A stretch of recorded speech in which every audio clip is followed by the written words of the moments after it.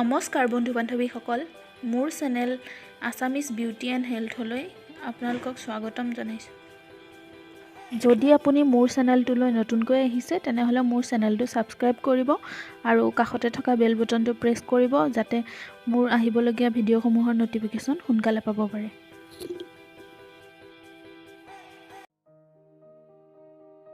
আহকচোন তেন্তে ভিডিঅ'টো চাওঁ।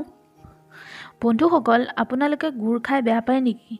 গুড়ৰ যিখিনি উপকাৰিতা আছে ভিডিঅ'টো চোৱাৰ পিছত যেতিয়া গম পাব তেনেহ'লে আপোনালোকে গুড় এৰিবই নিবিচাৰিব।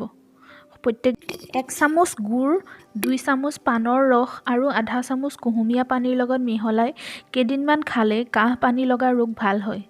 প্ৰত্যেক দিনে এটুকুৰাকৈ গুড় খালী পেটত পানীৰ লগত খালে মাহেকীয়াৰ সমস্যা ভাল হয়, হেভি পিৰিয়ডছ দূৰ হয়। 1 চামুচ গুড়, আধা চামুচ তিল আৰু 1 চামুচ গাখীৰ মিলাই যদি পেষ্ট বনাই মূৰত প্ৰলেপ দিয়া হয় তেন্তে মাইগ্ৰেইন মূৰৰ বিষ ভাল হয়।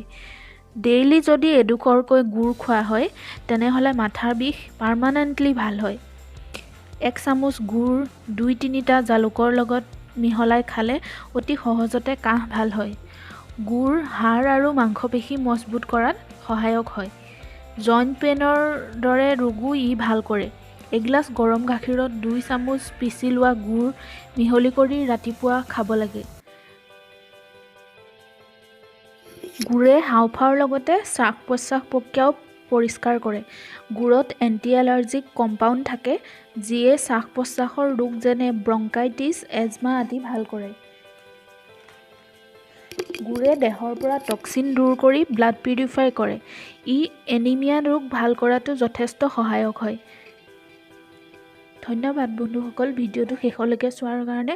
আজি আপোনালোকে গুড়ৰ উপকাৰিতাসমূহ জানিব পাৰিলে আৰু সেইকাৰণে গুড় প্ৰত্যেক দিনে আমি এবাৰকৈ হ'লেও খোৱা বহুত দৰকাৰ।